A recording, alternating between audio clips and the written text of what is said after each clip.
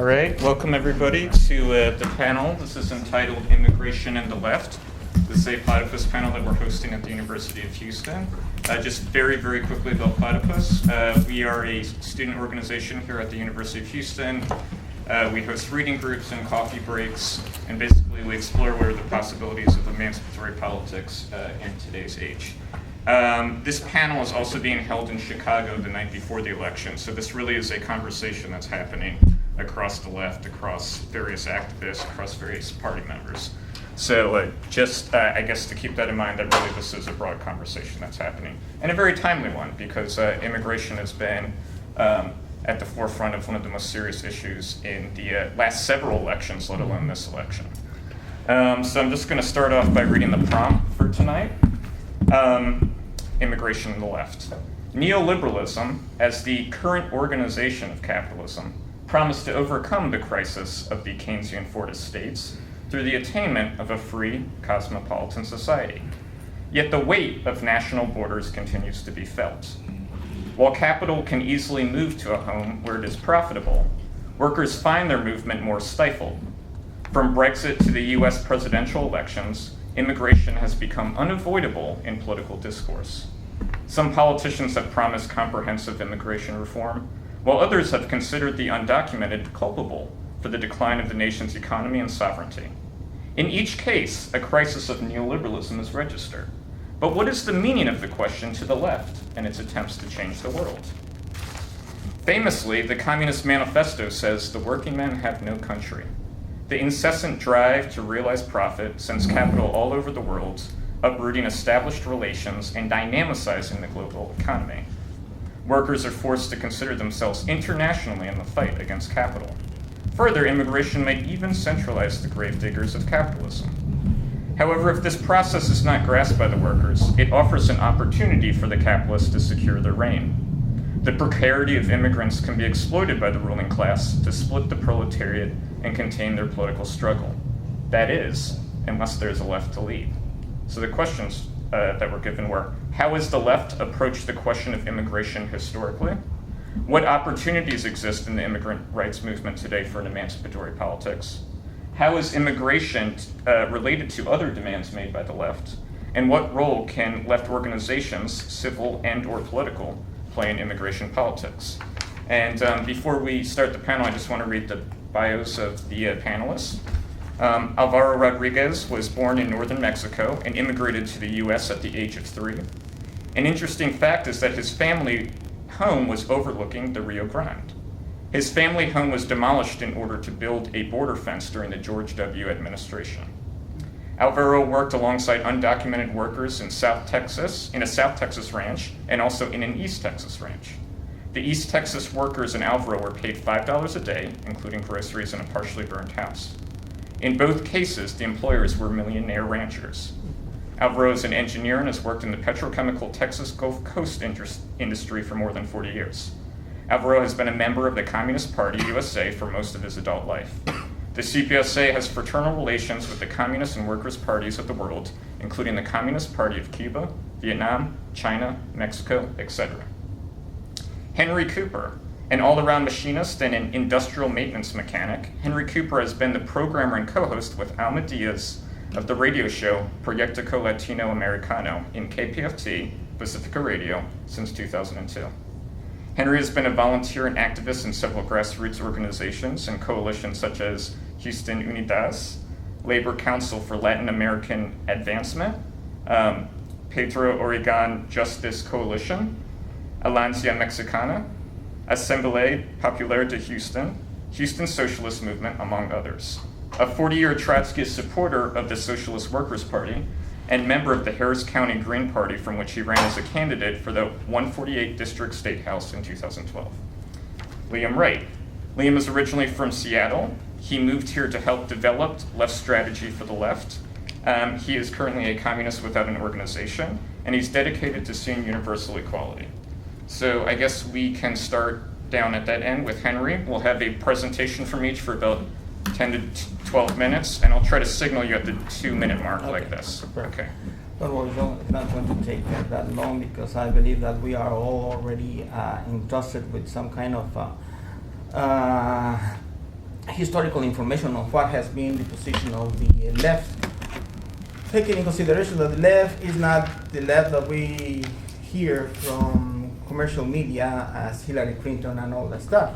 No, we are talking about all those grassroots organizations, political organizations that comes from Marxism and all the derivatives from this ideology, including outside of Marxism all our brothers and sisters from anarchism and popular movements like the Zapatistas. We are coming from that point of the fence. We all have considered that as labor force we have no country.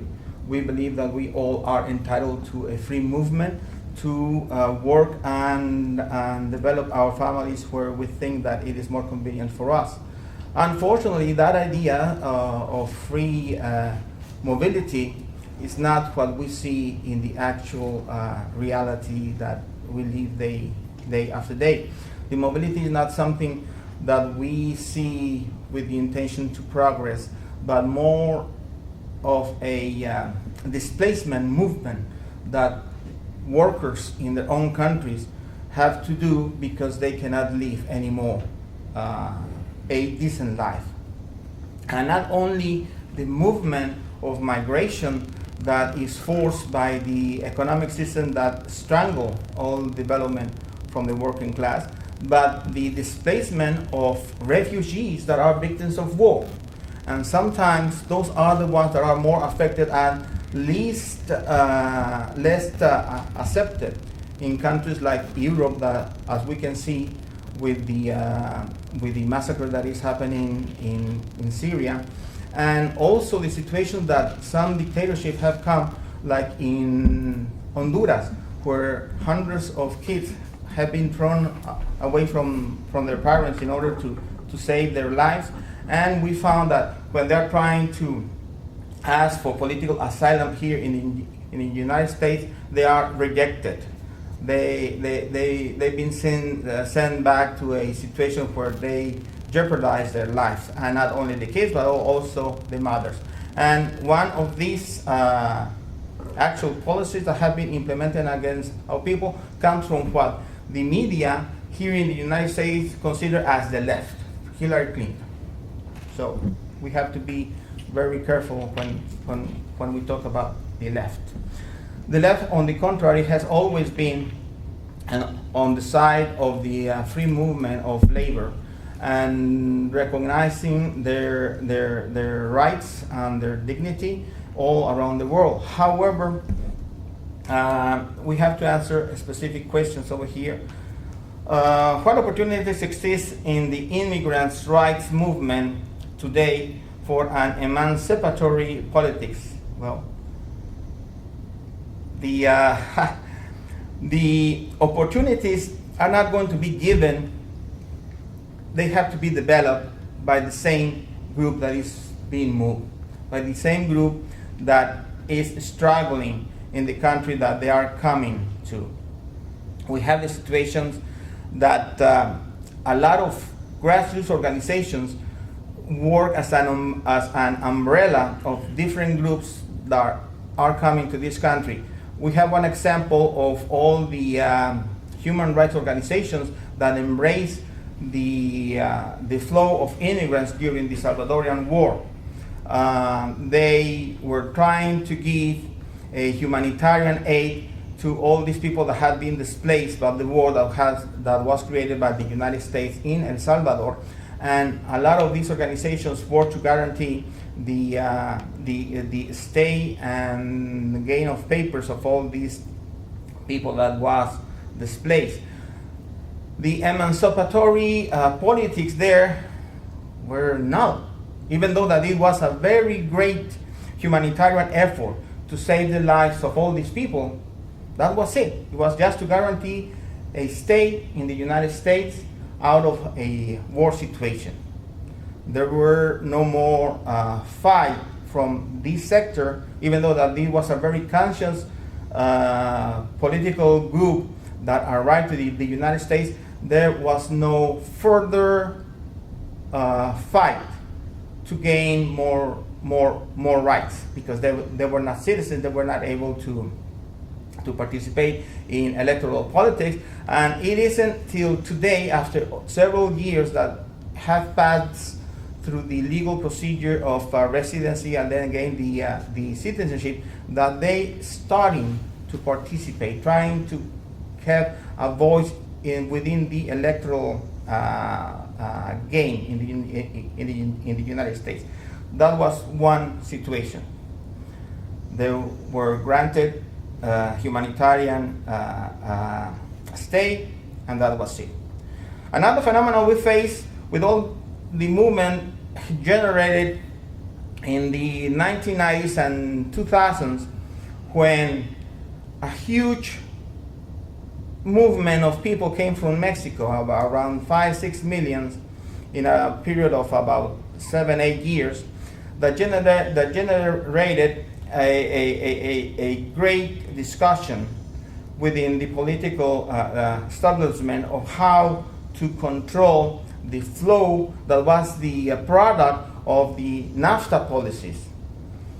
In 1996, when Clinton implemented all these policies of NAFTA, that was a work of the Republicans and the Democrats, and they established NAFTA in Mexico. They were also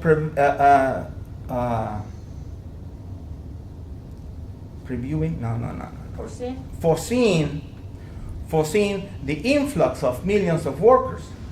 And that's why in 1996, Clinton established what is called IRA, the Illegal Immigration Reform and Immigrant Responsibility Act, that established a work frame where immigration, undocumented immigration, is criminalized. Everyone that enters the country without authorization becomes a criminal. Is when the word of illegal start being used more loosely. That doesn't reflect any legal status, but politically it is well used in order to criminalize a whole sector of the population that comes without any permit or documentation. And because the situation that NAFTA has created in Mexico, we have an influx of millions. But they were preparing this situation in order to crack down on them. What happened through the first 5-6 years of this law? Well, it happened that the Bush administration didn't implement it as they were necessary. They leave this law alone. The amount of immigrants that were deported, it was around 5,000 to up to 30,000 a year. It wasn't that much compared to what happened when the immigrant community start to organize and go furthermore. In 2003, there were they initiated this change in immigration law that by 2006 was going to criminalize further not only the immigrants but all the community that work around them or that give or gave services to the undocumented families, teachers, physicians, employers, whoever, were going to be victims also of a very draconian law that was called 1487, the Sensenbrenner law. What happened there? Well, the immigrant community started to react, started to organize as never has been before, to the point that by April of 2006, that people that were undocumented, the most vulnerable sector of our communities, that people that were not able to vote. They have no document. They are they were non-citizens, mobilized as we have never seen before in the United States. Millions of people went to the streets in 2006 trying to repel the policy that the most powerful government in the world was trying to implement against these people. There is where you can see the power of organized labor, of organized communities, when they come to the streets by the millions. Here in Houston, you have never seen in the history of the social movement such kind of mobilization that poured out 50,000 people on the streets of downtown. The police was scared.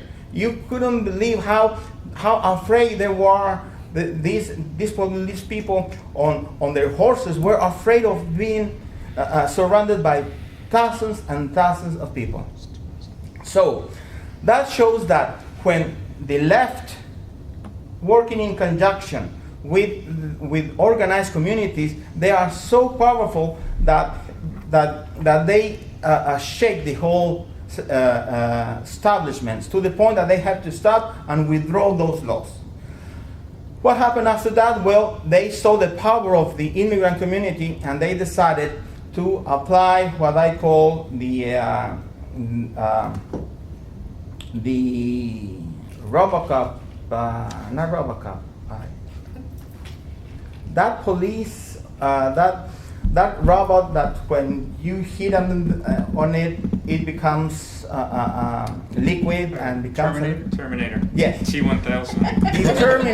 The Terminator policy, because instead of having one big law like the 8437, they started putting those little laws in all different states where they were able to pass it and create a state police for immigrants community. So when the left started working towards creating the power and empower the immigrant community, is when you have a real leftist policy.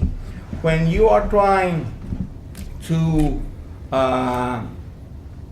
dominate the movement and put it behind the policies of the Democratic Party, is when you see that the left is not working over there. Because all what you are trying is just to tame the big horse, that stallion that is the immigrant movement. And it's when you have to be very critical about what kind of policies you're going to be following when you are working within the immigrant community. You can be called as that you are a left-wing organization, but your policy are going to show that if that policy does not bring empowerment to the community and advancement in the political arena, you are not going to be working towards a more powerful immigrant movement.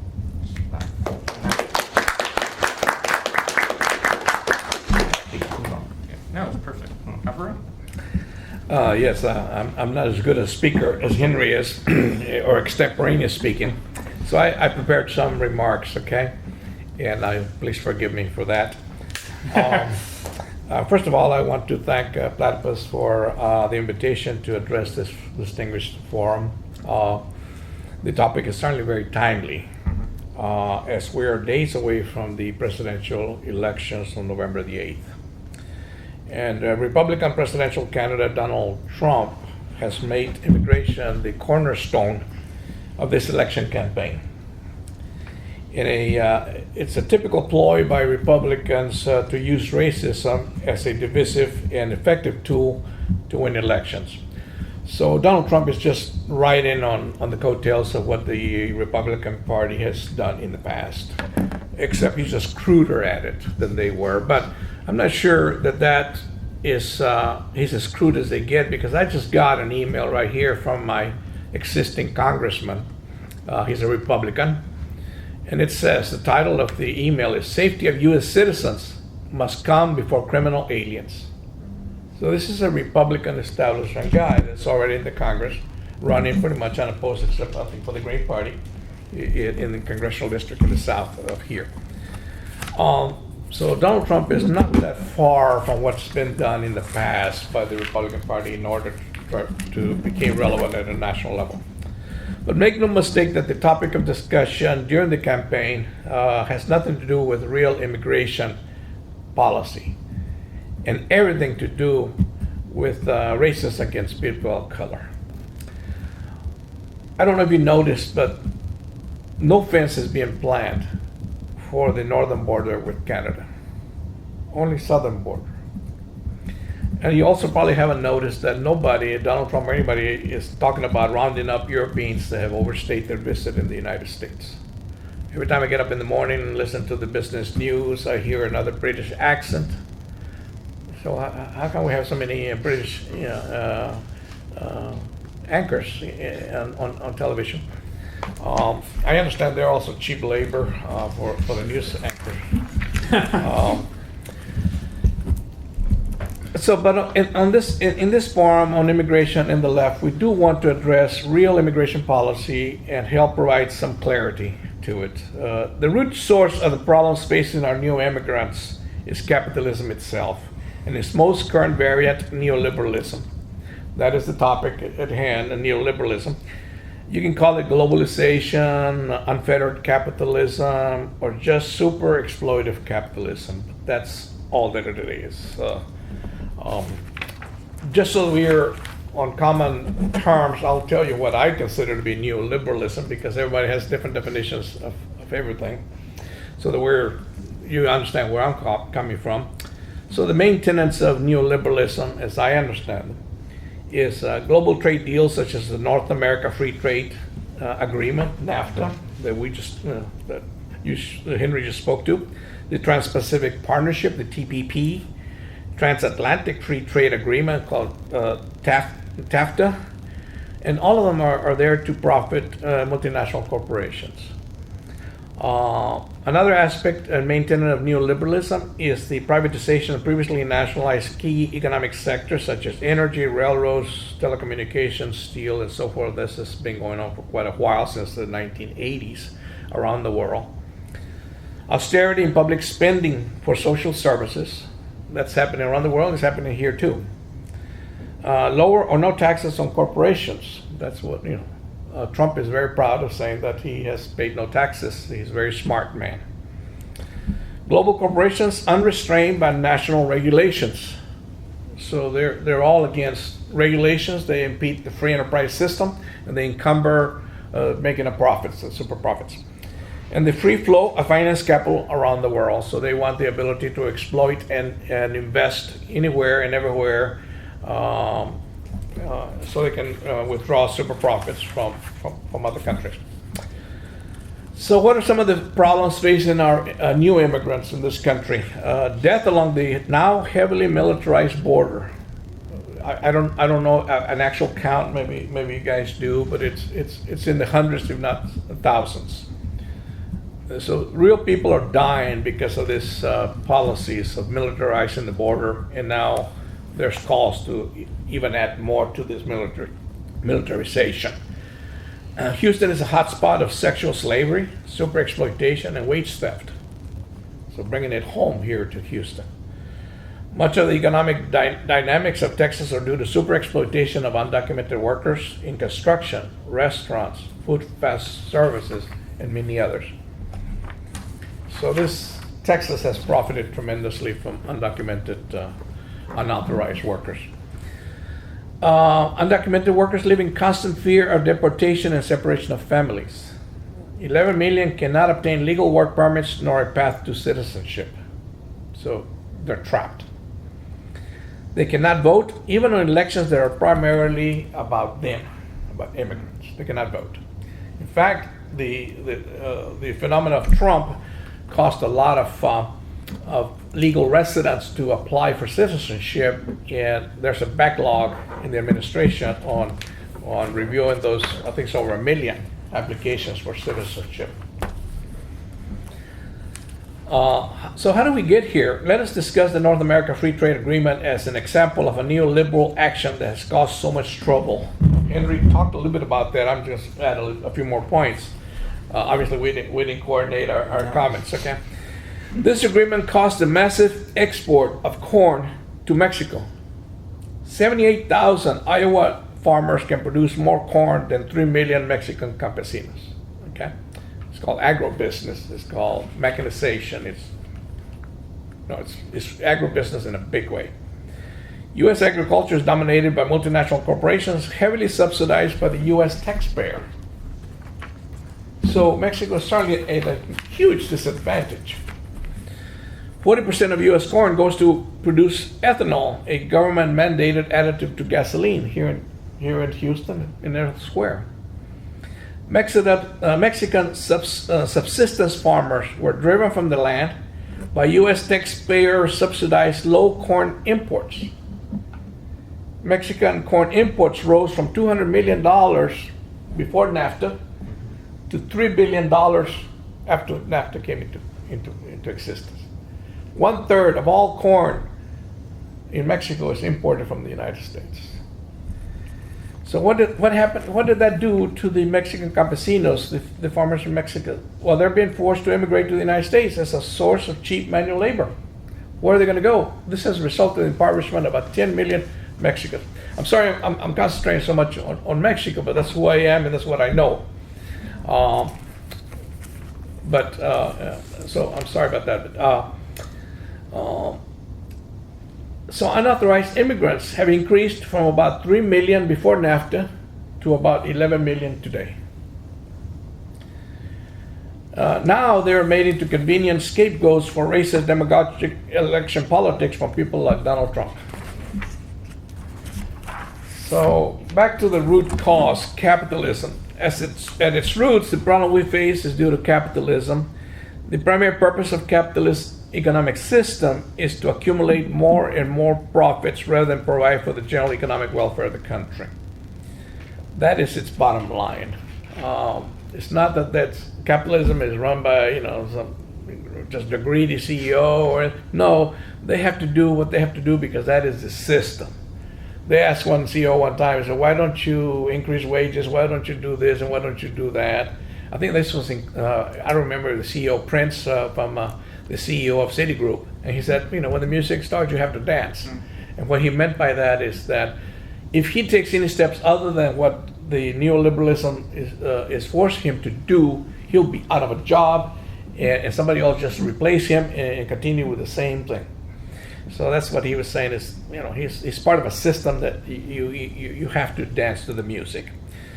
So what do we need to do? We need to build a political movement for social and economic justice in this country. Bernie helped us and gave us a little shove here recently.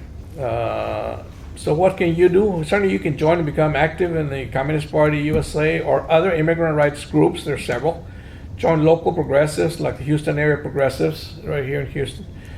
You just need to get involved. That's the thing that hopefully I get that message across to you is that you got to get involved.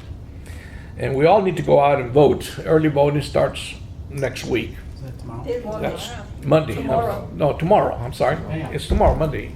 I plan to vote tomorrow, but we got to get out there and as Bernie said, we need a political revolution, and I think he's basically correct. Bernie came very close to winning, even with the ruling class opposition, and basically giving him almost no publicity. It is a lesson that we must learn. Learn from that lesson that we can win with bold issues and demands, including new demands for better economic system, socialism. So even as an open socialist, democratic socialist, he was able to garnish tremendous amount of votes, 13 million, or I forget what the number was, and raised tremendous amount of money from small amounts. Okay, so the popular reaction to the economic devastation caused by neoliberalist policy poses political instability to capitalism itself. This is something we need to understand, and that provides an opportunity for the left to take the initiative. So there are solutions. The solution is not to hang a keep out sign on the Statue of Liberty's torch. The solution is not to waste vast amounts of taxpayer money on useless and environmentally destructive fence. I mean, Bush already built 500 miles of it, and one right over my own or my home. But now Trump wants to build the rest of it. The solution is to carry out comprehensive, worker-friendly immigration reform. We need legislation legalization of all current undocumented immigrants with broad inclusion as possible, with full labor and civil rights and a clear path to citizenship. We need changes in the U.S. visa policies so that ordinary working people who want to come here and live and work can do so without violating the laws or risking their lives. We want avoidance of guest worker schemes that keep foreign workers in conditions of serfdom without the right to defend themselves or to integrate themselves into our society. Giving immigrant rights the same rights on the job and in their community that other workers have, so that they can join unions and fight for better wages and working conditions. We need changes in U.S. trade and foreign policy so that the development of the economies of poorer countries is no longer determined by multinational corporate interests or U.S. government interference. Oh, I still have some time? Almost. Yeah. So while work is done to reform our immigration system, we need to suspend all deportations of undocumented immigrants. We need to cancel the secure communities and 287G programs, which delegate immigration enforcement roles to local police, including the Harris County Sheriff's Department, as well as the requirement for employers to use E-Verify to check up on the legal status of workers. It is cruel and irrational to be deporting people now who may very well qualify for legalization when legislation is passed. We need to revise immigration enforcement procedures so that they conform to the highest standards of fairness and due process. All right. Liam? So I want to do the thank yous as well. Thank you everyone for being here. Thank you Platypus Society for putting this together. I think this is obviously like a very important conversation, very timely. I mean, it sort of has been timely for a long time now, but it continues to be timely.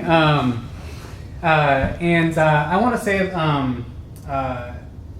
obviously I don't experience repression or oppression from being an immigrant, because I'm not. I was born in the U.S., grew up in Seattle, and while the things that I'm going to bring up are based on some study and political experience, they are tentative. They're more posed as lines for inquiry rather than a blueprint or a schema for what we should do in this moment. So I want to make sure that folks take this with that kind of weight versus thinking I'm saying, here's our plan. I think that, we're in a political situation where we are frustratingly impudent to actually accomplish the political goals we have before ourselves. I think, we have 11 million undocumented people in this country, as my co-panelists have brought up. And while Trump is a terrifying know-nothing who whips up potentially violent hatred, it was the Obama administration which deported more immigrants than any president in history. So both of these political parties are not in the interest of immigrants, and even to the degree that they talk about comprehensive immigration reform, it is sections of immigrants while they weed out and pit the good immigrant against the bad immigrant. These are not political solutions that should work for us. And at the same time, the face of who it is that is immigrating is changing. In the 90s and early 2000s, it was mainly Mexican workers who were coming because they were being displaced by NAFTA. Today, it is largely Central American immigrants who are coming because they're fleeing violence. And part of the reason why I moved to Texas from Seattle, I'm a student here, but I moved here to help develop Southern left political strategy, and I actually started doing research in the Rio Grande Valley. And I mean, I don't have to tell you, but the Rio Grande Valley is sort of an anomaly in the United States in that it's not that it's a majority Latino. It has 98% Latino population, mainly Mexicano, but also from Central and South America as well. But because it lives in the shadow of the border and the wall, and all the contradictions that come with that, including massive poverty, including a police state, including needing to resist as a matter of course if you're an immigrant living in communities along the Rio Grande Valley. So I went down there and a few times now to do research and do networking with different organizations that are already on the ground, learn from their experience. I'm bringing this up as a way to speak about who it is that's coming here right now. We volunteered at a church called Sacred Heart Church. I don't know if you're familiar or not, but it's a Catholic church that does a lot of work with undocumented, helps them get food, clothes, get where they're going. And the team that I was with, we volunteered to help them out for the day, and we also had the opportunity to interview some people that were coming through. And the first person we got to talk with was a Salvadoran immigrant who just got here that day, and he had traveled from San Salvador to Guatemala, from Guatemala across the river through Mexico, had to stay in with his wife and his two sons and his cuñada or his sister-in-law and his family friend in a storage container or a giant metal box with dozens of other people, where people were fainting from malnutrition and heat exhaustion, and he had to use ice cubes that he found to keep his son cool by putting them against his head. At the same time, he at one point in his journey, his sister-in-law got separated because she wanted to keep on moving, and he heard from her later that the guy she was with tried to rape her, and he had to tell her that it's okay, I'm here now. But think about being in that position and what kind of desperation and necessity drives people to go through this process. Toward the end of his journey, he got separated from his wife and one of his sons, and when I spoke to him, he was exhausted, and he, at points in an interview, he began crying because he didn't know where his wife and son were. And they were the whole reason why he came to the U.S. in the first place. He told us that, I have a quote, that the gangs in El Salvador are out on the street, and they don't care if they see police or someone from the government. They just go out and kill people. They're everywhere. There's more graphic stuff, but I'm not going to include that.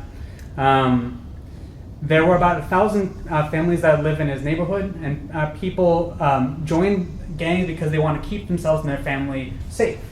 And he told us, I just think about whether my son would want to protect himself and his family, and then would he decide to be part of one of these gangs.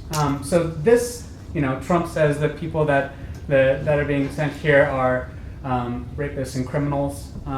That this is the face of those who are coming here, desperate people whose governments have been destabilized in part by U.S. intervention.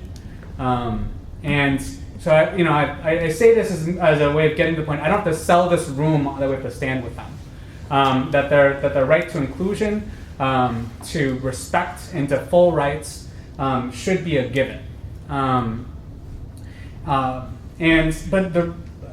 want to hypothesize that the part of the reason why they are not is because of what's built into the foundation of this country's political arrangements, and that it was founded on the forcible exclusion of millions of people. This country was founded on the twin crimes of the genocide of indigenous people and the kidnapping of Africans from their homeland to use for slave labor. And ever since that time, there's always been a population that has been legally excluded, and that has been then backed up with violence and even genocide. And I don't think that full rights and inclusion can be accomplished for those who deserve it, which is everyone, without the disillusion of what it means to be America, without the deconstruction, dismantling of its political, economic, and state institutions, and the reconstitution of what it means to have a polity here in where the borders currently are that includes everyone. And so I suspect we will need a contemporary constituent assembly. We will need a redefinition of what it means to be included on the basis of the most oppressed and the most exploited, to have a democracy and economy that actually serves the goal of universal equality and everyone who actually lives here, and hope and in the service of the people of the world. Now, throughout U.S. history, there have been, and actually world history, there have been different arcs of revolutionary struggle.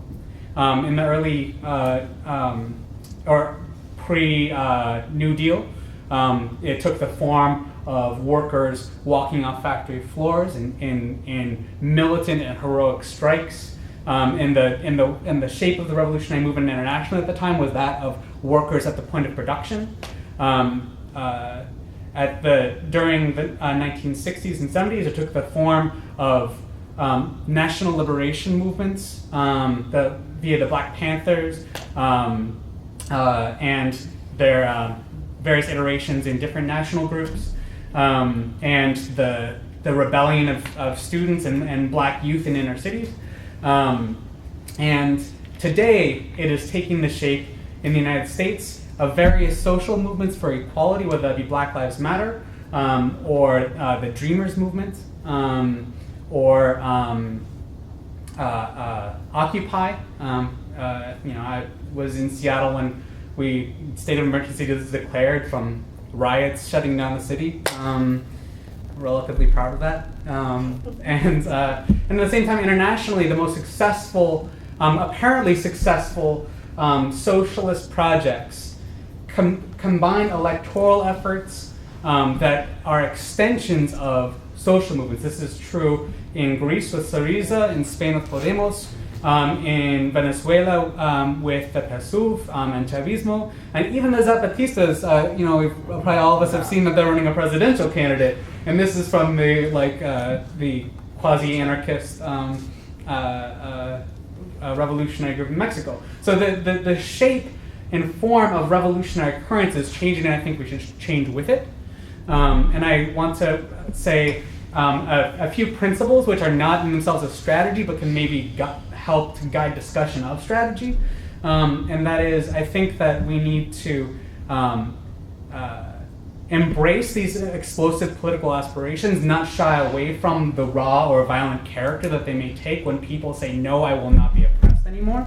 When people riot in Baltimore or Ferguson, we need to say that is right to rebel.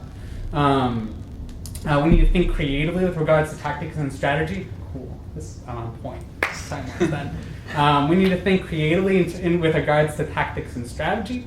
And this is coming from someone who has in the past been more or less categorically opposed to using electoralism to advance his strategy. I think that the world situation has proved that is an absurd position to have. And I think we also need to not be afraid to forcibly assert universalism on the basis of the most oppressed. If we go looking to support the lesser of two evil candidates, if we go trying to just touch things up around the edges or pose micro reforms, we're going to lose to the inertia of the whole every time, and we need to create a different pole of attraction around which people can gravitate. And I think that should be our mission right now, is to figure out how to get to that place, to get rid of our apparent impotence where we have to decide between Hillary Clinton or some or Donald Trump or some other Democratic congressman or senator that is really fundamentally not an interest and is part of creating the fascist sentiments like we see at the base of Donald Trump. Yes, and I think that young people have a particular role to play in this. I would like to see us get much more organized here on campus and across campuses and in communities around the city. You can look at the way people are voting, either whether that be wanting to vote for Jill Stein or for the Wright socialist democracy of Bernie Sanders. That questions of how we will structure our society and who should be included is being rethought by our generation. And I think we should embrace that and work actively to build movements, and particularly among a broad spectrum of young people that want to work to change the world. Now we'll just have responses from each of the panelists, just sort of 3 to 5 minutes of just what you thought about the other panelists' remarks before we do the question Q&A. So, Henry? Okay. Well, I just would like to show some numbers. The Bolsheviks used to say that electoral politics is a distorted showcase of what is going on the class struggle. It's something that you can more or less see what's going to happen. And I would like to refer to the numbers that we have today of how many people are voting in the United States. There are 240 million people registered in the United States or at the age of voting. What's the name? Voting age. Yes. There are 240 million. Well, okay. When Obama ran for the first time, he got 64 million, and McCain got 59 million. So 57. Those were 123 million that came out to vote. In the second round, when Obama wasn't the novelty, he got 62 million, and Romney got 59 million. Again, there was around 110 million the people that they didn't care to vote. And it was a very historical election, the first Afro-American president or candidate running for president, and we have 110 million people that they didn't care. Okay, that happened there. In Texas, what happened? Okay, we had about 14 million those days. Today we have 15,000 people registered voters. So, and in the first round, Obama got 3,700,000 votes, and McCain got 4,300,000 votes. When it came the re-election, Obama got 3,300,000 and Romney 4,900,000. So the popularity of Obama came down. Still, there were only 8 million votes. 4 million people of Texas said, we don't give a damn. Okay, perfect. Now, do you think that Hillary Clinton is going to have a bigger wave of votes than Obama after what happened in these months with Bernie Sanders and all the stuff, all the turmoil that have come through the discussion in between the Republicans and the Democrats? We've been blog walking for several weeks already, and we are surprised how many people don't give a damn, both of them. They don't. We participated in the Labor Notes Convention in April, where the labor force, the opposition of the official labor force were gathered. And I couldn't believe how many were not falling behind the orders of the democratic establishments as before. So we have a revolution within the labor movement that we haven't seen before. We have all these situations where we cannot take out of consideration on November 8th. Yes, we have to come out to vote. But when I see my brothers and sisters from United We Dream and Mi Familia Vota just knocking and saying, you have to come out to vote, I believe that they're doing only half of the work. They have to have a candidate that they can trust so that the people can say, yes, we have someone to vote. And I believe that that candidate at this time is Jill Stein, because she has embraced what Bernie Sanders was trying to do within the revolution, within the Democratic Party. And there's a lot of people that have moved out of the Democratic Party and are doing this. And the sentiment, not of Republicans, not of the Democrats, but the average people is saying, I'm sick and tired of this. But will this be the answer for a political revolution? Probably not. Perhaps yes, perhaps not. I am pissed off with the attitude of the Green Party saying, well, if we get the 5%, we're going to be on the next election. And blah, blah. No. They have to aim to the hat. They said, we are here to win this election because we have, according to the numbers, all the possibility to be a majority on the Electoral College. And if they don't work with that, they are limping already in order to gain politics. So is this going to be the answer for immigrants? Not yet. No, they still have to fortify all the grassroots organizations that are growing among immigrants. But they have to be mobilizing, not dependent on the political operators of the establishments, whether they are Republicans or Democrats. They have to lead on their own force. Recall the mobilizations of 2006, 10 years ago, how they were able to stop this most powerful government of the world. They did it. They can do it again in conjunction with all those thousands of workers that were present in labor notes convention. There were thousands, and they are spreading all around the United States with a new face for the labor movement. So we have a lot of opportunities that we can work together in order to advance the movement. Alvaro? Well, there's a lot of questions that have been brought up, whether it's third-party politics, the different struggles. You mentioned the electoral struggle. What we've looked at is that this is certainly a long process, and we have to have strategy and tactics as to how do we move forward. And it has to be based on real politics, on real numbers. It has to be based on not what we can come up, pull from somewhere. It has to be based on the real world that we live in. And based on that, we have to develop a strategy, a long-term strategy, and the tactics of the moment. That requires a significant amount of unity around common issues and common understandings. Henry has spoken about some of these realities that we have to face. And we have to be able to get out of this false dilemma of this or that. We don't have yet elaborated a way to get out of this false dilemma posed by institutionalized two-party system of capitalism.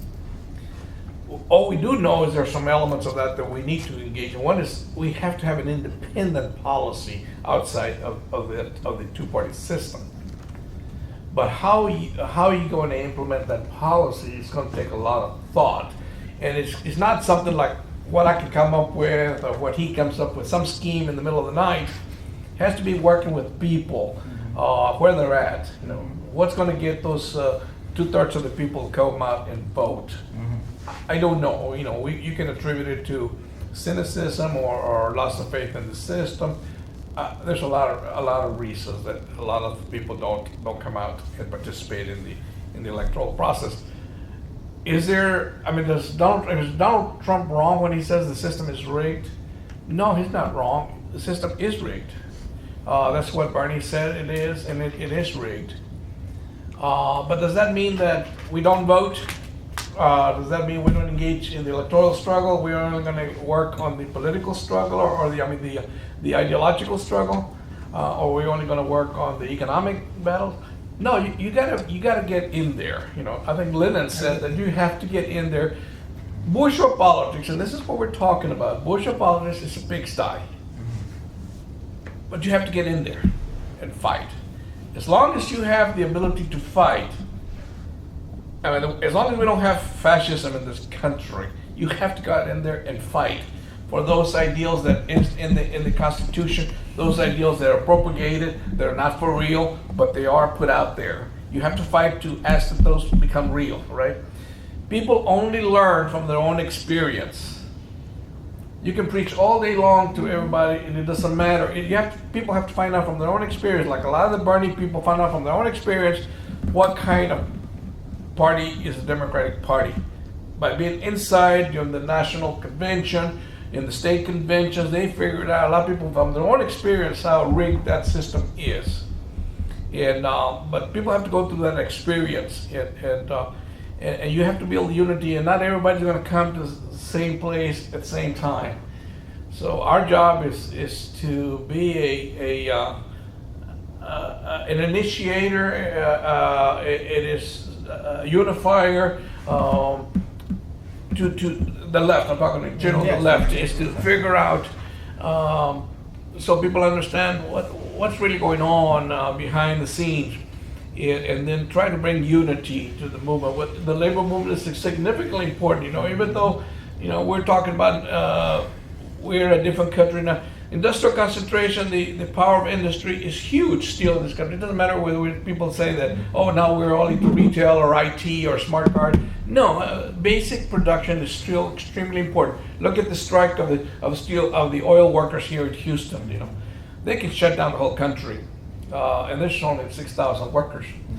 So those are extremely important. The labor movement is extremely important. The civil rights movement is extremely important because the most divisive of all of the tactics that are used by capitalism, racism is the worst.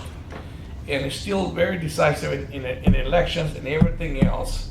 So we have to fight against racism in every possible way.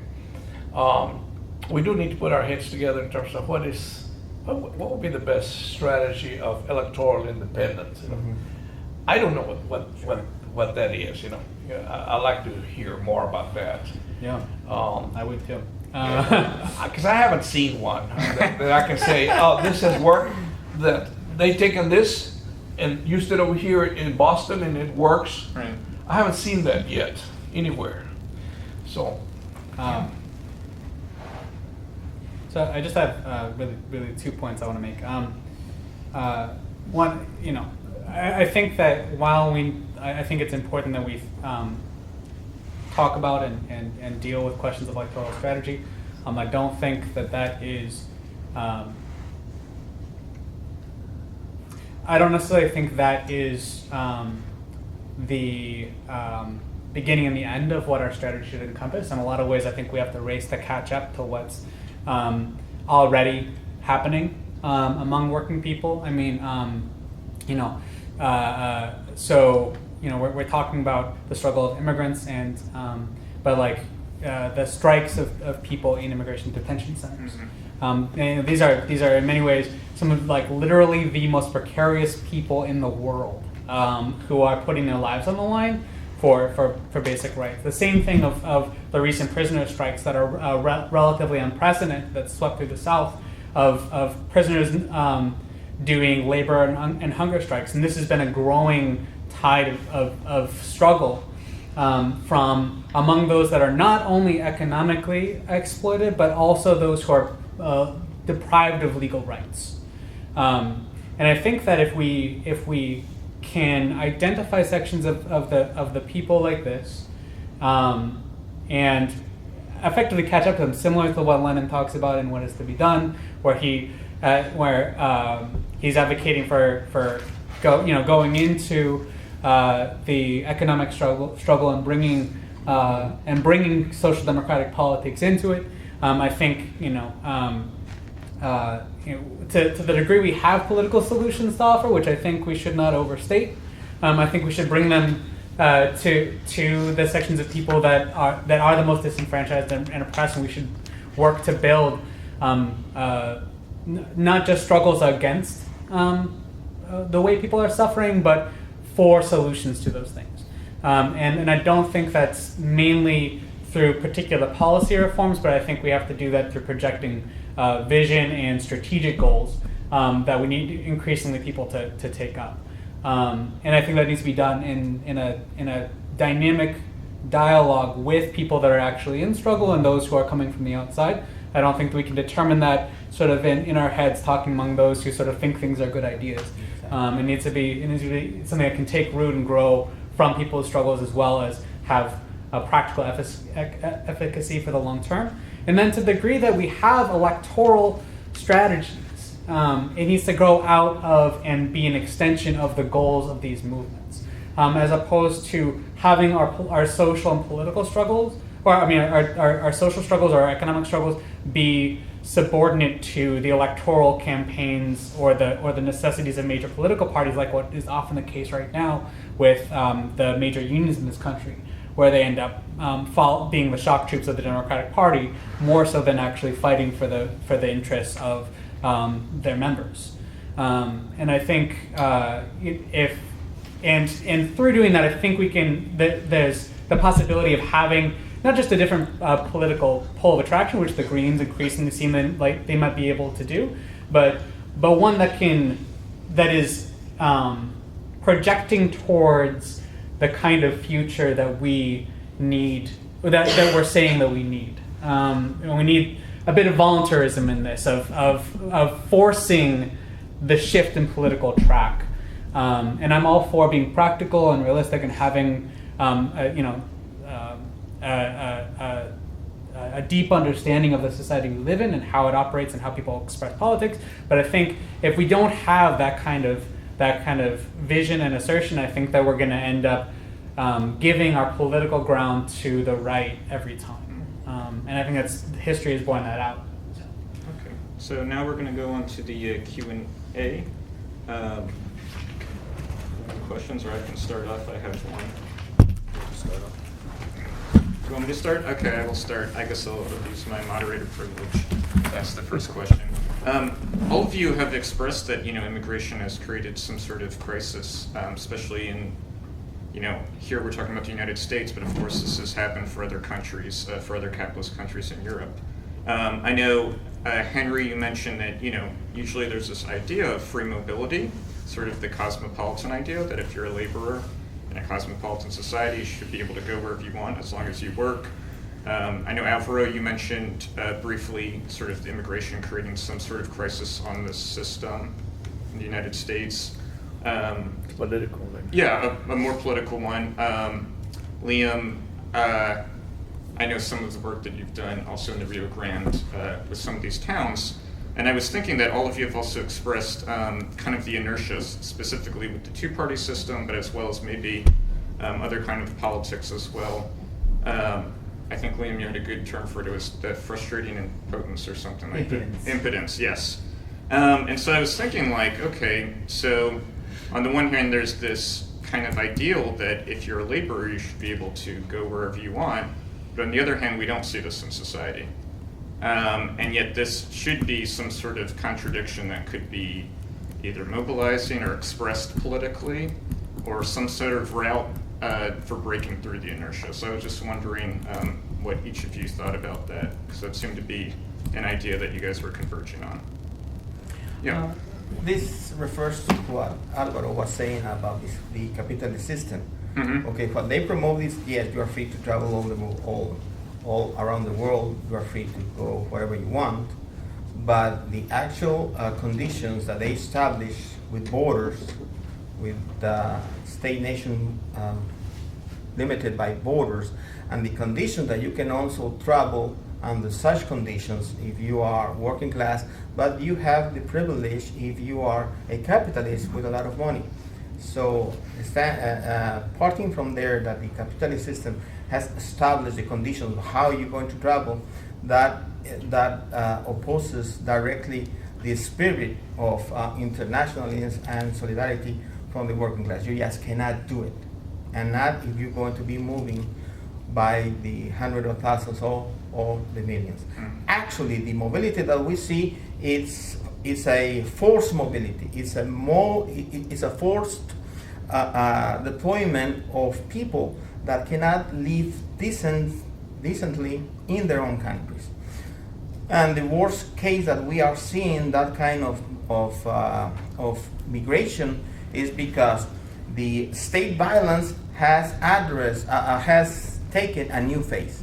In the past, it was the military dictatorship that they established in different countries, and they were the ones with the military pointed to the masses. That's it.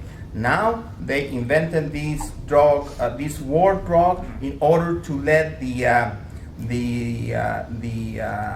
narco elements, the ones that implement a policy of genocide to create fear among the society, and the state washes its hands. It's not me or the drug dealers.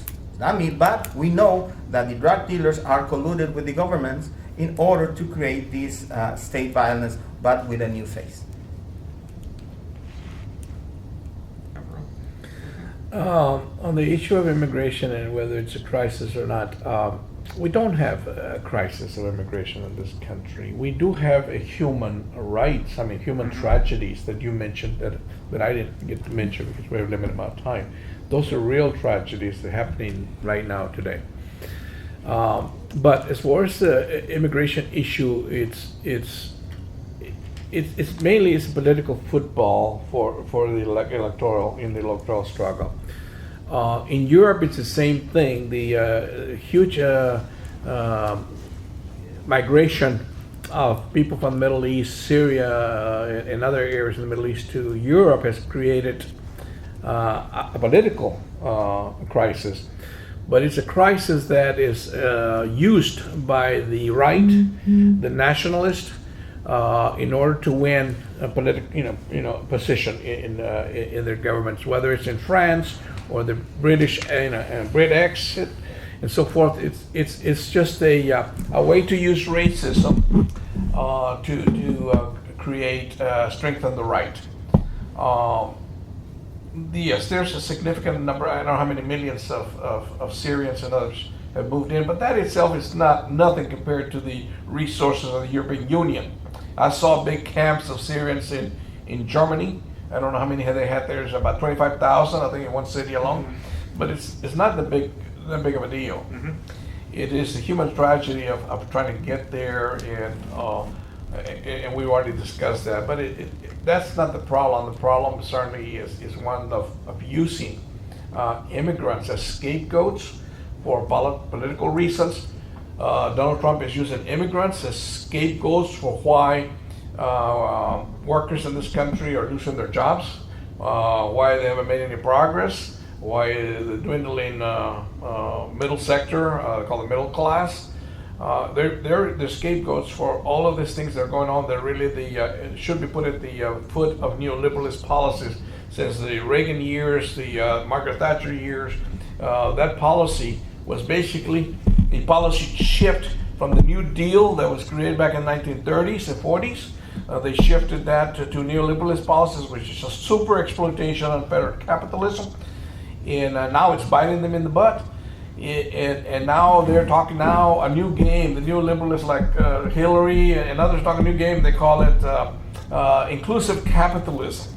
They recognize how unstable this is. Think about it. Look at Bernie phenomena and look at the Donald Trump phenomena. This scares the hell out of the capitalist system. It goes against the stability they wish to have, political stability they wish to have. So this is scaring the hell out of them. And so this is a creation of a super exploitive system of neoliberalism that started in the 1980s. So there is an opportunity there because they're going to try and scale that back. And how much they're going to do it, it's hard to say. When Hillary, for instance, is heavily indebted to the Wall Street, to the finance capital. They're all heavily invested in that area. They say they do want to increase wages. So the fact that they say that we should push wage increases, the 5 for 15, increases in minimum wage and so forth. I think there's the ruling class at this point is more willing to accept some of that. In fact, even multinational corporations have been pressured into it, including Walmart and McDonald's and so forth. We need to get involved. We need to continue to be involved in those economic struggles. Where do you think a lot of the undocumented workers are working at? It's McDonald's and Walmart. A lot of areas like that where they're receiving very low pay and terrible working conditions. And so we need to be involved in all of those struggles.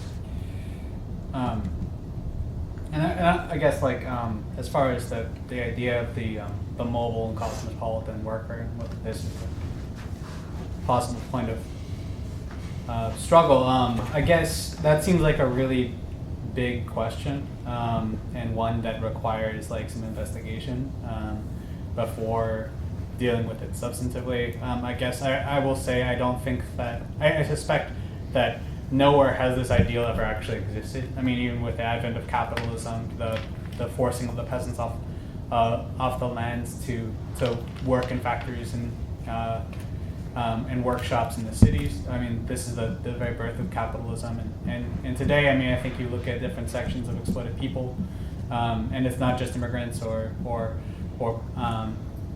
African Americans or people in prison, but students increasingly enslaved to debt that restricts their mobility and their tracks. I mean, like sort of like there's a squeeze on the whole lower layer of society around the question of mobility and possibility and freedom relative to their economic situation. So I don't think this is a new problem. I think that to the degree it expresses itself politically as a point of struggle, it's going to probably happen in particular ways around particular sections of people and the ways that they're suffering under the current configuration of capitalism. But these are speculations on that point. So. Yes. I just have a question, kind of similar, related to what you were asking. Okay. For the panelists? For the panel, yeah. I think the question about like free movement of labor and open borders is really interesting. I mean, it came up right in the debate that Trump and Hillary had. Right, one of his little moments was to pull out from her Goldman. Like that was, I think, probably the one thing he pulled out of her Goldman speeches was a statement about open borders. And it's out there, right? Especially in Texas, you got Alex Jones and these InfoWars folks who are like related to Trump. They're very much afraid of this idea of open borders and sort of global, new forms of global power. Like that is what they talk about.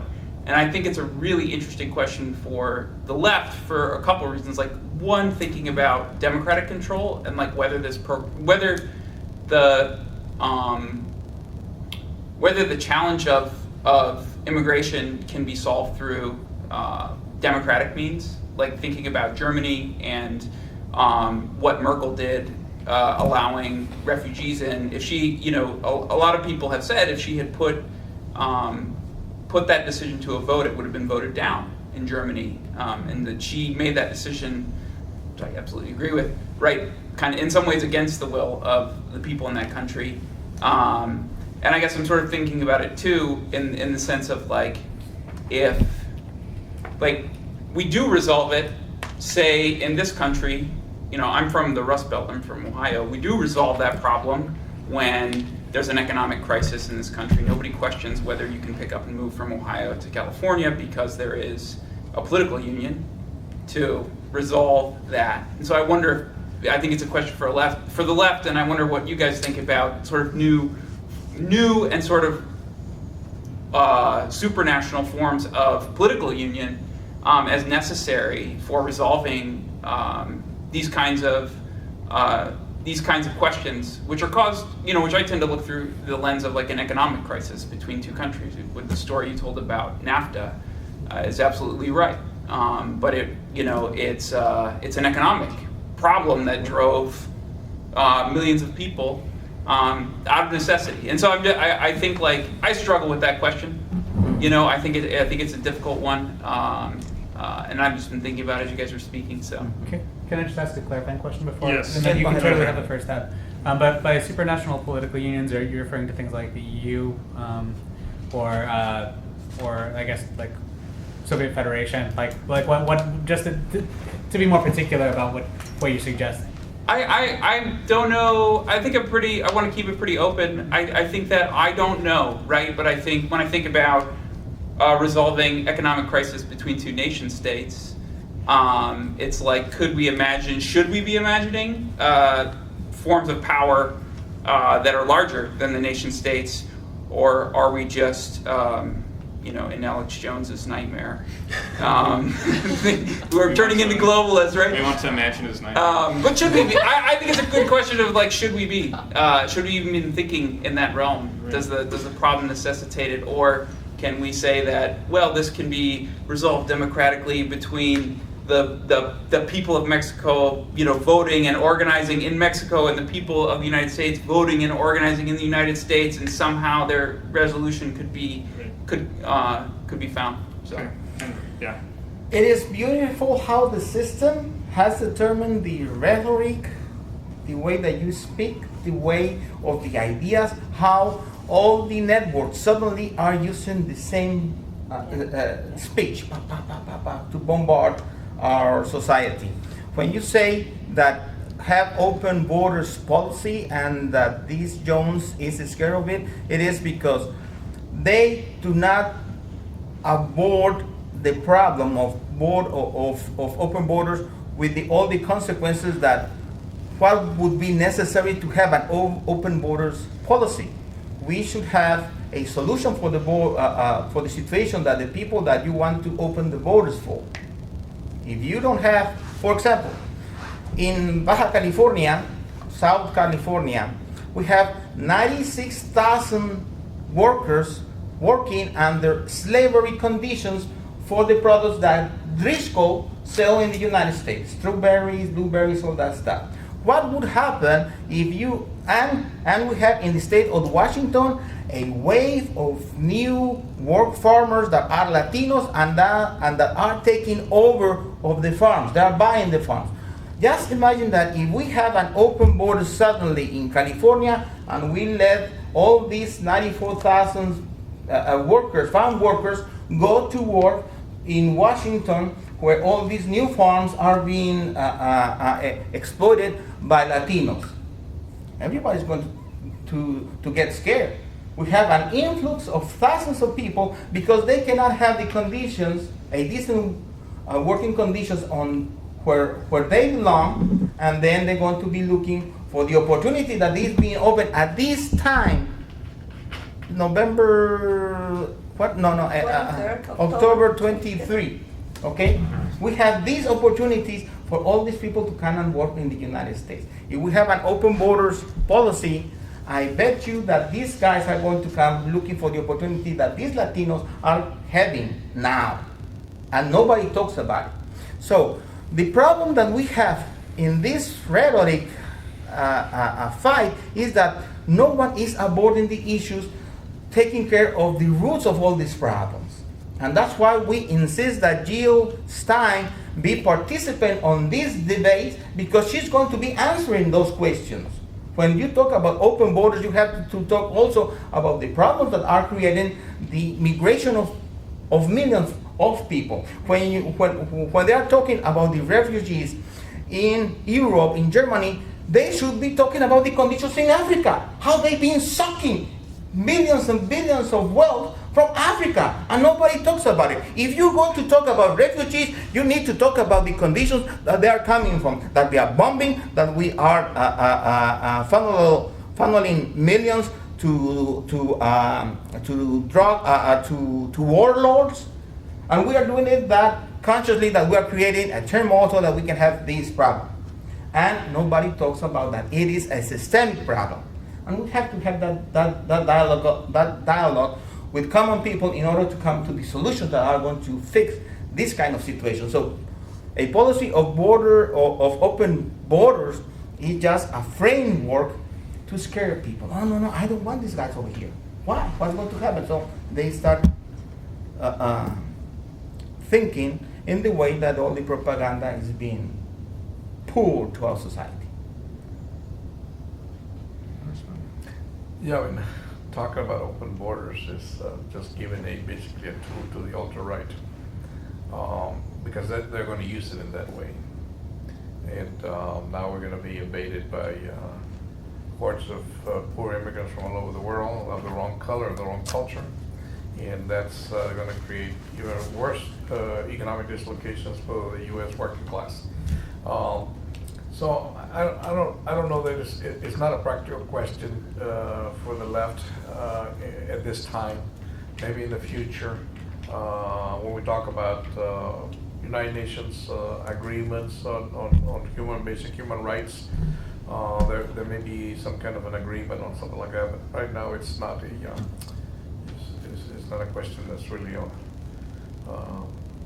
or should be even in our discussions. Right now, it's just another scapegoat for xenophobia and so forth. Well, I mean, I think it's important to dream big, but I do think, I mean, the question is pretty vague, and I feel like it's also like, I feel like we need to like the way that political forms will emerge to resolve these fundamental contradictions of U.S. capitalism and imperialism. I think I think that those will emerge as like first theoretical debates and then practical debates, like as that arises as something that's like actually on our agenda, right? Because I mean, like, I mean, there's just like so many world-changing events are likely to happen in the next few years, whether it be, rising water levels and people being dislocated from their homelands, even more greater refugee crises, like, I lost my car here in Houston this year because of flooding. At what point are people going to no longer be able to live in some of these places? It's just like, and then at the same time, the U.S. is waning as a world power, relatively speaking. It can't finish its wars in the Middle East. China's rising, Russia's confronting. Like and then like what kind of, and then are we talking about a post-capitalist state, like that would deal with these ultranational questions or open border questions? Are we dealing with like, are we suggesting this as a reform to the U.S. system? And I think that an answer to each one of those questions is going to lead us down a different track. And I think it's interesting to hypothesize, but I feel like it has like, it is little bearing on what or I feel like that's all I would be doing is just speculating. I'd be dreaming, and that's important to do, but there's a limit to what we can do with it. And I would like to mention two samples about the border issues. When the apartheid was abolished in South Africa, the left in the United Kingdom was against open borders because they saw a flow of criminals coming to Europe trying to escape from the judgment of what was happening after the apartheid was abolished in South Africa. Another thing, in Cuba, you want open borders. When Castro opened the borders, there were a flux of several thousand people coming through the Mariel exit in order to release all those criminals that they have. And what they talk every single day in the media today is that all the people that are being drawn when they're trying to flee Cuba, but they don't say that there is a policy of 24,000 visas that every year the American government gives to Cuba so that they can move freely without the problem of getting into a boat and all the stuff. And they don't say that we have that affluence of Cubans with those policies of 24,000 visas every single year. You don't know about it. Let's take two questions. Sam had a question, and you had a question? So my question's directed directly at Liam, but I'd like to hear everybody else's thoughts on it too. The way you talk about like the groups that you've worked with in the Rio Grande Valley, it sounds like you are saying that there's something inherently more revolutionary about people based, like by virtue of these people, by virtue of the oppression that they face, and that because of that, we should work to create a movement based on that, to politicize society on that basis. Did I understand that right? And if so, why do you think So you're referring to the piece that I wrote? well, that, but also your comments today. So I mean, I think that in terms of how to identify potential social base for a more openly like revolutionary, assertively left politics, I think it's important to identify who can actually be that social base, right? Because if we say like, oh well, the working classes are that social base, well, okay, there's profound differences both in social position, economic position, and ideology, and all kinds of other questions within the working class itself. So, who actually would be open to a revolutionary politics? And I think that the especially for people living in the colonias of the Rio Grande Valley are an interesting possibility, and this is at the point of investigation. This is again not suggesting a coherent strategy, or this might run into a dead end and we'll have to go elsewhere. But based on my studies of the political economy and political struggle of the people in the Rio Grande Valley, large numbers of them are undocumented. They face constant repression from the police state. They have, like I said earlier, they resist as a matter of course. For instance, one organization that I met with while I was down there and did interviews with was Lupe, which is a nonprofit that helps people living in the colonias to those who can vote to vote as a voting bloc, and then also do things like get basic infrastructure and whether that be electricity or roads, or and just to give people a sense of what the colonias are semi-legal settlements that with highly parasitic landlords, where people end up building their homes oftentimes incrementally over time, and have to supply themselves informally with things like electricity and plumbing. And I have friends that grew up in the Rio Grande Valley, and they talk about how their grandfather set up their plumbing, and you just can't use the toilet upstairs. It's like this is just how they have to rely on community organization to live normally, or what we would consider normal. So there's what I suspect is a more spontaneous leaning towards communalism, as well as, for instance, Lupe, when we were talking with them, talked about how at a certain point the Border Patrol had set up checkpoints around random entrances to a particular set of colonias, and so they use like social media to alert the people living in the colonia where the Border Patrol was every day, so they could avoid the checkpoints and go to work. Because it was the point where like folks were just waiting for them to stop, but then they couldn't go to work for a week, 2 weeks, and they had to find solutions to it.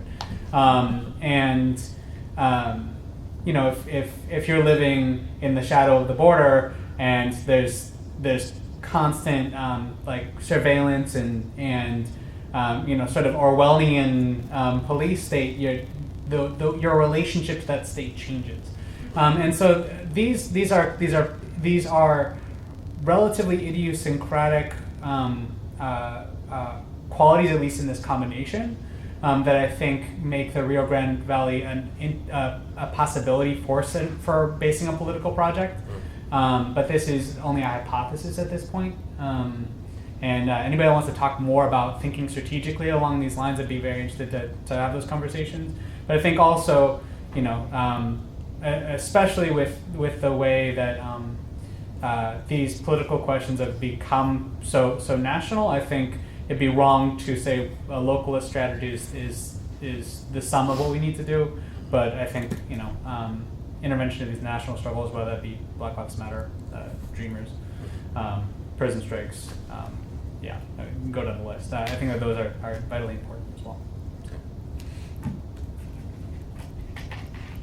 Go to another question, unless anybody wanted to add to that. No. Okay. Well, yes. The topic, I guess, is about immigration. If this topic had been discussed in another year and another time, it will be different. What laws are in the Senate and the Congress who's supporting what organizations and doing this and that, who is working at the Valley, because we know we are not in contact because we don't do that kind of work, but we know that also families have come to Houston because their relatives are incarcerated or in the death row, and nobody helps them. So there's a lot of topics that can be address around immigrants and the injustices that are committed against. But unfortunately, this is a unfortunately, I don't know. It's a presidential election year, and this topic has been used for both, mostly for Trump. And you can see I'm brown, and I'm scared of that Trump wins, because all the white supremacists are getting out of the closet and line up behind Trump. But that doesn't make it easy for me to see that Hillary Clinton is going to guarantee a better situation for us, because she, with just an easy way to say with when she refers to blacks, that they are very rebellious and aggressive, and I don't know what else. She says something. Super predator. Years, Super predator. Yeah. years ago. But her way of thinking is the same. And with all minorities, with also in Middle East, she does whatever mess she has done, and she says, but what does different make at this time? So who cares about what happened time ago about Benghazi? Mm-hmm. In Honduras, with a snap of her fingers, she said, okay, go ahead with overthrowing Zelaya, the president. Mm-hmm. And she doesn't care a damn for us. So who's gonna guarantee me and my people that we are not gonna be also being a scapegoat or used to blame us about everything, every single thing? And so as organizations are political or leftist organizations, my question is, would you tell people to vote for Hillary? Or for whom? We going down the line? we can reverse the order. I can mix it up. I want to look up a quote. Okay. If it's okay, I'll go later. I guess Alvaro, do you want to go first this time? Yes, certainly it has to be an anti-Trump vote. Who you vote for is up to your own conscience, what you think you should do.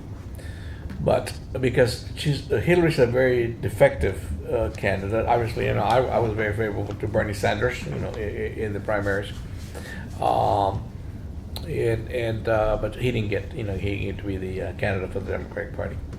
All of the things you said about Hillary is true, and we have to tell the truth about the situation. Is Hillary going to be using the immigration issue next year in a similar way, like you said, Trump? Or no? She's looking for a different agenda.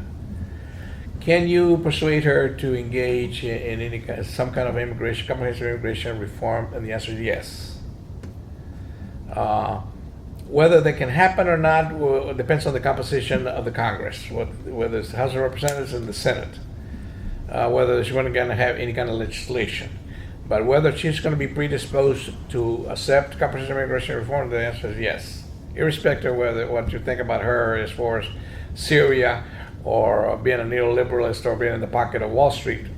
Wall Street also wants a solution to this comprehensive immigration reform. Immigration is very profitable for U.S. economic interest, and they don't want to see major disruptions to that cheap labor and so forth. So they do want some settlement to it, and they also like I said, they don't want this issue to get out of control again with the rise of the alt-right. Give them an excuse. So Trump is certainly a very distinct danger, and almost a whiff of fascism. And you probably got a whiff of it right here in Houston when you saw some of this armed white supremacists come out against the NAACP and the National Defamation League. And that's more to come. They think they have a free hand now to show it. And that's only a very small number of them. There's major militias in Texas that are huge, in the thousands, heavily armed. And they're using the pretext of the Second Amendment and so forth and now the laws in Texas to carry weapons, military-style weapons in the open. Very intimidating. And so you do have, you have an important vote to come up next week. And but I think you should, you need to vote your conscience. You're not gonna. We don't have a capitalism that doesn't offer us a good candidate. Do you want to go next? Okay. I'm going to be voting for Jill Stein. But as far as I think there's two parts that two ways I'd like to answer this. The first is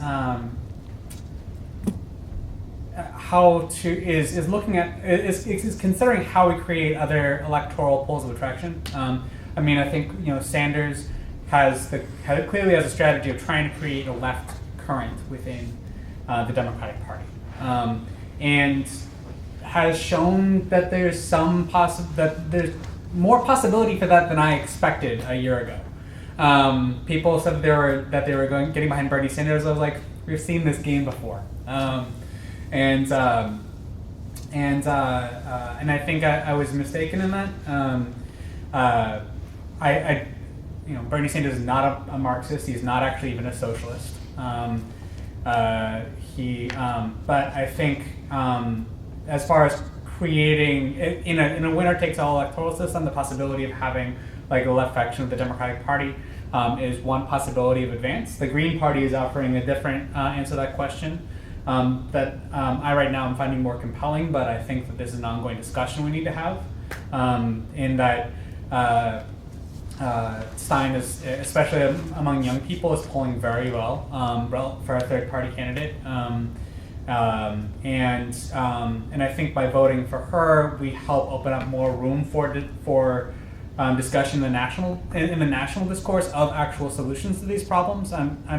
She calls for an end to all deportations, period, the disbanding of the immigration detention centers, of sort of like each of the problems we've been talking about. Like she's got a further left program than some of the Marxist political parties I know of, and she's doing it with and reaching millions of people with it.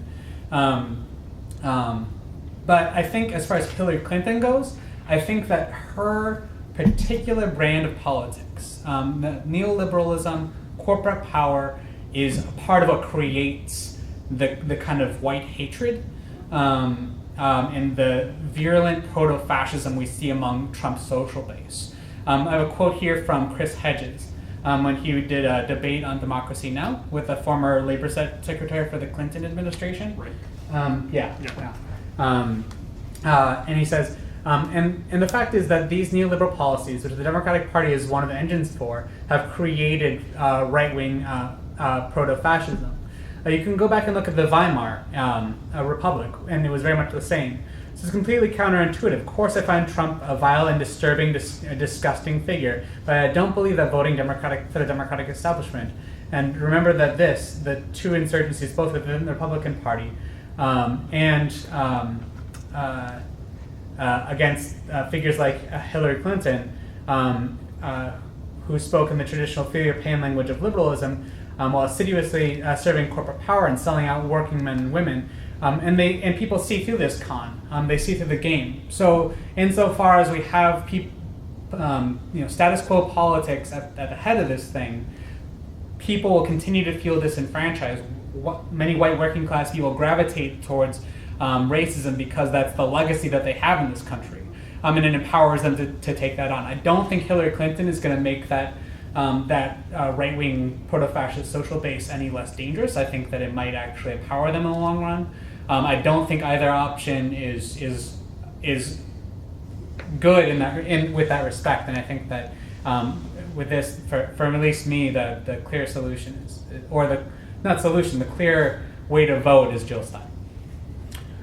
In the last convention, right over here of the Green Party, the National Convention, the Green Party decided that it has to move more to the left by declaring itself an anti-capitalist party, and that they see socialism as one of the options that the American people can have.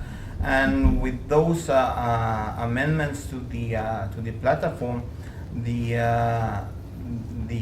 determination that Jill Stein was the best candidate, because there were several candidates, was the best candidates to present to the American people at this point, and that calling to come out to vote without having the meat of the sandwich. Oh, excuse me, if you are a vegetarian, the tofu for the sandwich.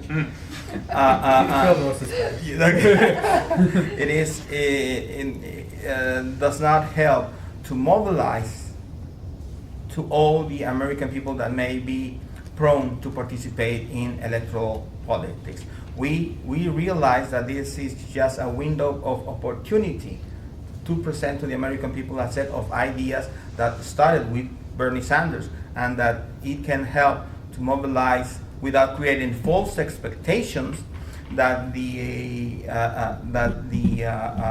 electing of Jill Stein is going to be the solution to all the problems. It's going to be just the first step, because she's also calling herself that she's going to be the organizer in chief, because it has to be a complete mobilization of all the American society towards the solution of all these problems. So that's why I think that you have to say you need to vote for someone. If there were some other candidate from a coalition of socialist organizations that were there with the possibility to raise awareness, I will be working there with the Socialist Workers' Party, with the Communist Party, with the Social Alternative, with whoever. But it's not. It happens that it is Jill Stein, the ones that it has created this opportunity, and then I'm going to vote for her. We have time for one more quick question. I've got one. Okay. What do you guys think the implications of a guest worker program would have on your organizing efforts, or what it would do in terms of dividing the working class or further? Already, it has been done with the Bracero program from 1942 to 1964. Okay, it was implemented just for the period of the Second World War, because there was a need for labor, but it was extended after the Korean War happened, and it went all the way up to 1964. And what all the benefits that it had in paper, it actually came to being used the workers as scabs against farmer workers. They didn't receive the payment that they should have received, that they established in the treaty in between Mexico and the United States, that they were going to receive the minimum wage just like any other worker. They didn't. They didn't receive all the benefits that Social Security and retirement programs were established. So it was a scam that so far already there are about 50,000 workers demanding the United States government in order to receive the benefits. So it has been tried. It hasn't worked, but still there is a good segment of workers that would like to come, work, and return to their countries. But we have no confidence that these kind of governments are going to establish a real guest workers program that with the situation that we live right now in Mexico, with 150,000 killings, 35,000 disappear, and they would like to come, but it's not going to work according to the experience that we had. We're definitely against guest workers schemes. So is the labor movement, because that keeps foreign workers in conditions of serfdom without the rights to defend themselves or integrate themselves into our society. So they're basically here without any real rights, and so we're definitely against that. I'm not sure that I can add anything new, given I was going to bring up the Bracero program as well.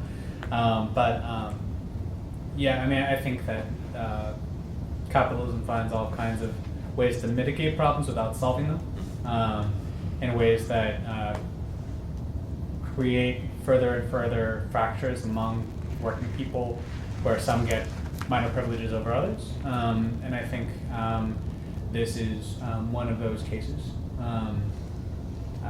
Yeah, I don't think anything that they're talking about is going to deal with the fundamentals of the problem. Anything else? Any closing statements? Yes. The situation as it is with immigration today, the owners of all these companies, they are happy with the systems with 11 million undocumented people that they can exploit. If they were so patriotic, they wouldn't hire them at the first time, and they wouldn't give all these possibilities of employment to all these workers. But they are happy with the situation that they are living, and that's why, regardless of the electoral politics, it is necessary to organize among all these people in order to gain their rights. One example of these are the workers of the Immokalee area in Florida that, living under slavery conditions, they have been able to organize a union of about 50,000 people. So that is the situation. We have to fight against the system, regardless of what electoral time is or not. I just want to leave you with a message that you need to get involved. You need to get involved, whether it's with the left, like the Communist Party, or you need to get involved with organizations that are fighting for immigrant rights or civil rights, and so forth. You need to get involved, because that's what's happening in Houston, Texas today, is that we don't have enough people actually involved. So that we can help to organize it and discuss this issue, come to some kind of an agreement on a common thing that we can move on together. We just don't have enough people engaged, and we certainly encourage you to become engaged on this issue and other issues on the left, because there's plenty of problems. Yeah, I mean, first of all, I want to thank my co-panelists and everyone for being here today. I mean, I guess, like, I want to end with a note of possibility, not necessarily optimism, but possibility. I think that folks are getting woke, you know, in the U.S. and around the world. I mean, I think that if you look at each different political struggle against oppression for equality, people are beginning to not accept the same answers that they have for a long time, and are demanding other options. And I think that by us entering into this assertively and aggressively, and I think again, especially as young people, we can help to shape that discussion in a way that creates better possibility in the future. And anyone who wants to work on that project, I would love to talk with you. You know, let's change the world and change everything. So, thank you. I have one solicitation. We brought a letter that we are going to present to the Mexican consulate demanding any answers to the 43 students that were disappeared 2 years ago, and that they have killed 2 more students last 3 weeks on the anniversary of the forceful disappearance of these students. So we have the letter over there. If you want to sign it, that would be great. And also, I am a conspiracy theorist fan, so I have the publications of the architects and engineers for the truth of 9/11. Is one that they presented to the Conference of Architects here in the United States, and if you wanted, there you have it. But let's give a hand for our panelists. At least I know I am going to go over to the den right now to have some food and drinks. If anybody would like to continue the discussion and go over there right now. Yeah, so that's right down the street if you would like to join us. But this has been